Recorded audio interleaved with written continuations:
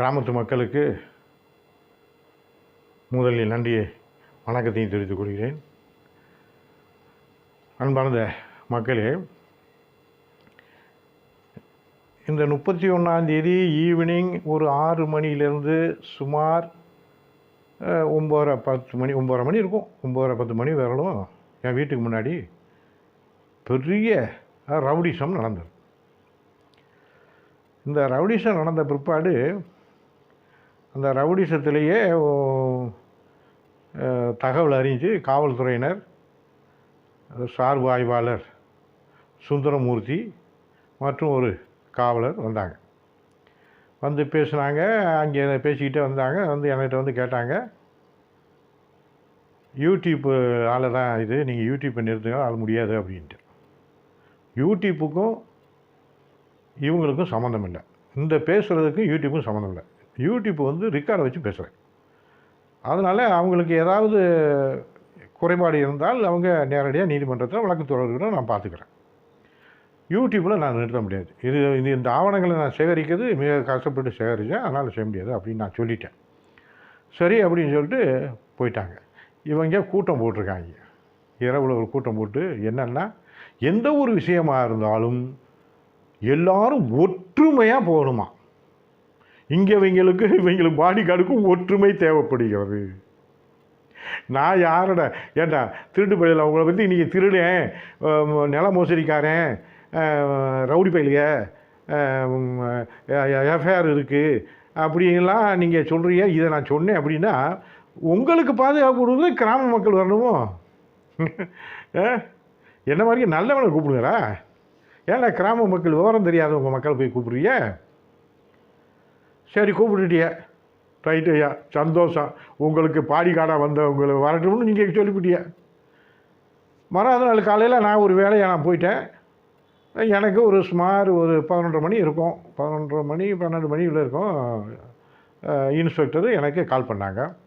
நான் வியாழக்கிழமை காலையில் நான் வர்றேன் அப்படின்னு சொன்ன உடனே அவங்க சரின்னு ஒத்துக்கிட்டாங்க.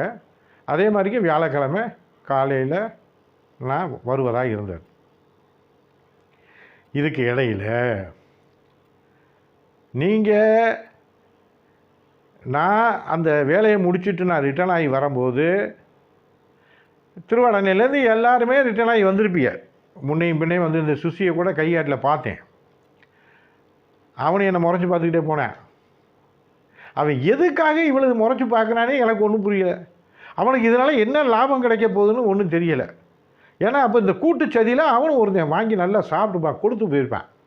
அதுதான் அந்த காரணம். வேறு அவனால அவனுக்கு எந்த லாபம் இருக்கிறதில்ல. இந்த வளர்ச்சித்துறையில் நிறைய பணங்கள் மோசடி ஆகி பண்ணிட்டாங்க அப்படிங்கிறது ஒரு ரிப்போர்ட்டெல்லாம் போயிருக்கு. அது என்கொயரி பண்ணும், அது வரும். அதில் இவனும் சாப்பிட்டுப்பான். அதுக்காக துடிக்கிறான்.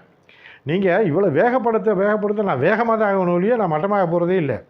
நல்லா அது ஒன்று புரிஞ்சுக்கணும். வந்தேன். நான் வந்துட்டு சாப்பிட்டுட்டு அசதியாக படுத்துட்டேன். ஈவினிங்கில் அங்கே ஒரு பிரச்சனையாகி வாய் தகராறாகியே திரும்ப அடிப்படி தகராறு ஆகியிருக்கு. இதுலேயும் பாருங்கள், அங்கே ஒரு இஞ்ஞாசியார் வந்திருக்கார். நமது கற்காத்தக்குடி கிராமத்தை காத்து வழி நடத்தக்கூடிய காவலராக இருக்கக்கூடிய புனித இஞ்ஞாசியார் அங்கே வந்திருக்கிறார். இந்த அயோக்கிய பயலுக்கு எதிர்ப்பாக இருந்தவங்க பூரா பேருமே இஞ்ஞாசியாருடைய தூதுவர்கள், இஞ்ஞாசியாரால் அனுப்பப்பட்டவர்கள். அவர்களுக்கு எந்த பாதிப்பும் எக்காலத்திலையுமே வராது. அங்கே ஒரு சண்டை, ஏதோ வாய் தகராறு, கை கலப்பு, ஏதோ சண்டையெல்லாம் நடந்திருக்கு. அப்போ என் வீட்டுக்கு முன்னாடி எனக்கு தெரியாது, நான் தூங்கிட்டு இருந்தேன். என் வீட்டுக்கு முன்னாடி இந்த பாக்கியராஜ அவனுடைய ஒய்ஃபு, நீ போயிடாத பாக்கியராஜ், நீ போயிடா, அடித்து கொண்டு வருவாங்க, நம்மளுக்கு இந்த ஊரே வேண்டாம், ஊரை விட்டு போயிடுவோம், வேண்டாம், அடித்து கொண்டு வருவாங்க, போயிடாதையா, நீ தான் அவரோட முதல்ல வம்பு இழுத்தவன் அப்படின்னு கட்டி பிடிச்சி இழுத்துட்டு நிற்காமல். ஏன் ஊரில் கூட்டம் போட்டியல்ல, ஏன் அந்த அந்தோனியா இங்கே வரல? அந்தோனி ஒய்ஃபை எதுக்கு அனுப்பி விடணும்? அந்தோனி ஒய்ஃபு ஓடியாராப்பிலையே, எதுக்கு ஓடியாரணும்? அந்தோனி ஓடியார வேண்டியானே. நீங்கள் ஊரில் கூட்ட முடியல. எந்த விஷயமாக இருந்தாலும் ஊரோட ஒற்றுமையாக வரணும், ஊரோட ஒற்றுமையாக வரணும். திருடர் இவங்க திருடி கொள்ளையடிக்கணும், ஊர் ஒற்றுமை. ஊர் ஒற்றுமை இவங்க கொள்ளையடிக்கணும். இன்னும் நிறைய பேர் வரலை, எல்லாம் அவங்க மனைவிமார்கள் போனாங்க. மனைவிமார் ஓய்னு கத்தி அலறி அடித்து கீழே போட்டு மிதித்து என்னென்னமெல்லாம் நடந்திருக்குன்னு நான் கேள்விப்பட்டேன். எனக்கு ஆக்சுவலாக நான் அசதியில் முதல் அன்றைக்கி வண்டி ஓட்டிகிட்டு வந்ததில் அசதியில் நான் படுத்து தூங்கிட்டேன். மத்தியானம் சாப்பிட்டு படுத்து எடுத்துட்டேன். அப்போ நல்லா யோசிச்சு பாருங்கள், நீங்கள் யாரையுமே ஒன்றும் செய்ய முடியாதா? கவட்டக்கலா உனக்கு தான் சொல்கிறேன். நீ என்னத்தை கூட்டம் போட்டாலும் சரி, உனக்கு சிக்கல் நிறைய வரும். பார்த்துக்கிட்டே இரு. நீனும் உன் ஒய்ஃபும் கொஞ்சமான ஆட்டமாக நீங்கள் ஆடினிய அன்னைக்கு இல்லை, நீங்கள் ஆடுனியில் கொஞ்சம் யோசிச்சு பாருங்கடா. டேய், நீங்கள் நான் சொன்னதில் ஏதாவது தவறு இருக்கான்னு மட்டும் யோசிச்சு பாருங்கடா. நீ நடிக்கிற நடிப்பெல்லாம் இங்கே வேலையே வேகாதுடா. இங்கேயாசியாட்ட போய் நீ என்னான்னு வேண்டுனாலும் உனக்கு ஒன்றுமே கிடைக்க போகிறதுடா. எதுவும் கிடைக்காது. நீ என்னத்தை கல்யாணம் போட்டு நீ வேளாங்கண்ணி மாதாவுக்கு போய் கும்பிட்டாலும் கூட மாதா எனக்குத்தான் நல்லது வேணும்ல, உனக்கு நல்லதே பண்ணாது. நல்லா புரிஞ்சுக்க. நீ உனக்கு மன சுத்தம் வேணும். உனக்கிட்ட பயங்கரமான விஷம் இருக்குது. உனக்கு விஷத்தன்மையை நீக்கி வெளிப்படையாக வா. அப்போ தான் நீ உருப்பட முடியும். இல்லைன்னா உன்னால் உருப்படவே முடியாது. புரியுதா? இப்படி ஒவ்வொருவரும் அன்னைக்கு யாருமே இந்த கைகலப்பில் போய் கலந்துக்கிற ஊர் மக்கள் போகலை.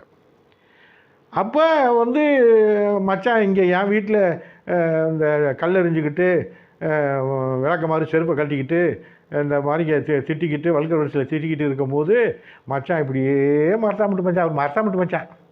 அவர் கீழே விட்டுக்காரர் இல்லை, கீழே விட்டு சேர்த்துக்கு ஓசியில் உட்கார்ந்துருந்தவர் இப்படியே பார்த்துக்கிட்டு இருக்காரு. நம்ம என்னடா லேசாக திட்டிவிடும் சொல்லிட்டு நம்மளை 2 வருஷம் கோர்ட்டு அலைய விட்டானே, இப்போ இவ்வளவு பேர் திட்டுறாங்களே, இவன் என்ன கிழிச்சு விட்டான் அப்படின்னு. நல்லா புரிஞ்சுக்கோங்க, நான் ஒன்றும் செய்ய மாட்டேன். எனக்கு இங்கேயாச்சும் பார்த்துக்கிறாரு. நீங்கள் திட்டினவங்க 2 பேருடைய நிலைமையில பார்த்தீங்களா?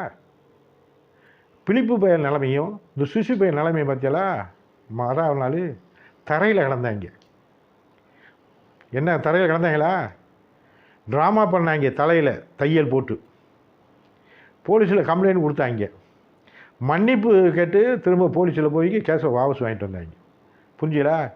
அப்போ கீழே இருக்கும்போது அந்த இவன் பிலிப்பு என்ன சொல்கிறான்? ஏயா வெளியூர்காரன் அடிக்கிறான், நீ வெளியே நின்று பார்த்துக்க நிற்கிறான். அவர் பாவம், அவர் என்ன பண்ணுவார்? என் வீட்டில் திட்டும் போதும் பார்த்துக்கிட்டு தான் நின்றார், இப்படியே நின்றார். அப்புறம் அவனை அடிக்கும் போது பார்த்துக்கிட்டு என்னை விடவா அவருக்கு முக்கிய சொந்தம். அவனுக்கு என்னமோ நானே தந்தையோ என்னமோன்னு சொல்லி கேள்விப்பட்டேன். அதுக்காக பார்த்துக்கிட்டு இருப்பார், நல்லா அடிக்கட்டும்னு சொல்லிட்டு தூக்கி போட்டு நல்லா மிதிக்கட்டும்னு சொல்லி பார்த்துக்கிட்டு இருப்பார்.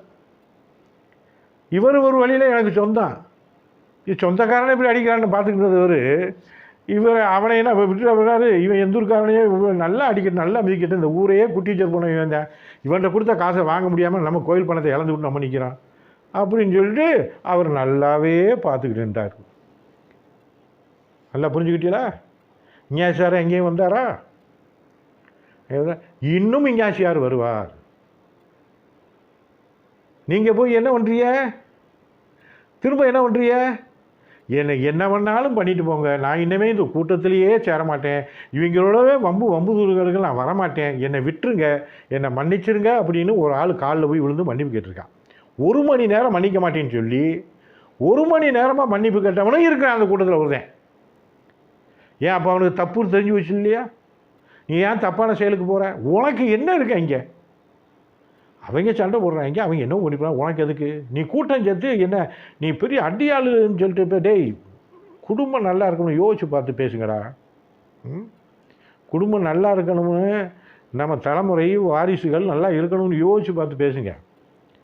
புரியுதா? பெரிய பிஸ்தாபியெல்லாம் காட்டுறதுக்கெல்லாம் போய் நிற்கிட்டு உங்களை பேர் வரணும், உலக மக்கள்லாம் உங்களை பெரிய போற்றி உங்களுக்கு மெடல், ஜனாதிபதி மெடல் கொடுத்துட போகிறாங்க. கொடுமைடா கேவலம்னா இதை விட கேவலம் வேறு ஒன்றுமே இல்லைடா. ஏண்டா நீங்கள் இப்போ பண்ணியில் அந்த கூட்டத்தில் இந்த ஊரோடு ஒற்றுமை வரைச்சணும் எவனா வந்தானடா? சேகர் வந்தானடா, உங்கள் அடியில் ஒரு 2 அடி அவன் வாங்கினானடா. உங்களுக்கு அடித்தான்ல ஒரு 50 அடி அடிச்சுருப்பாங்கன்னு வைங்களே, அதில் 2 அடியை வாங்கினானா? வாங்கலையில. அந்தோணி வந்தானாடா, ஒரு 5 அடி வாங்கினானாடா? வரலையில. வனத்து பல்லராஜ் வந்தானடா, எவனுக்கு முன்னாடி அவன் வந்துருப்பானடா, ஒரு 5-6 அடி வாங்கியிருப்பானா? வரலையில்ல. இந்த ஒரு கொணா போய் வந்தானடா உங்களோட சேர்ந்து, அவன் வந்தானா 2 அடியாவது வாங்கினானா? இல்லை. இப்படி தான்டா, எவனும் வரமாட்டேன். என்னை சொத்த பையன் நினச்சிக்கிட்டு எல்லோரும் திட்டம் வந்திருக்கேன். ஏன்னா நான் நேரடியாக பேப்பரில் தாக்குறேன்ல. நீங்கள் பேப்பரில் தாக்குறதுக்காக நான் விட்டுட்டு போயிடுவேன் நினைக்கிறேன். விடவே மாட்டேன்.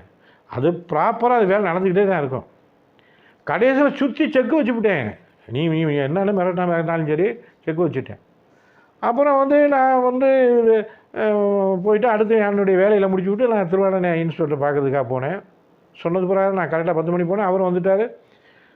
அப்புறம் போயிட்டு திரும்ப என்னை அழைச்சோன்னே நான் உள்ளே போனேன்.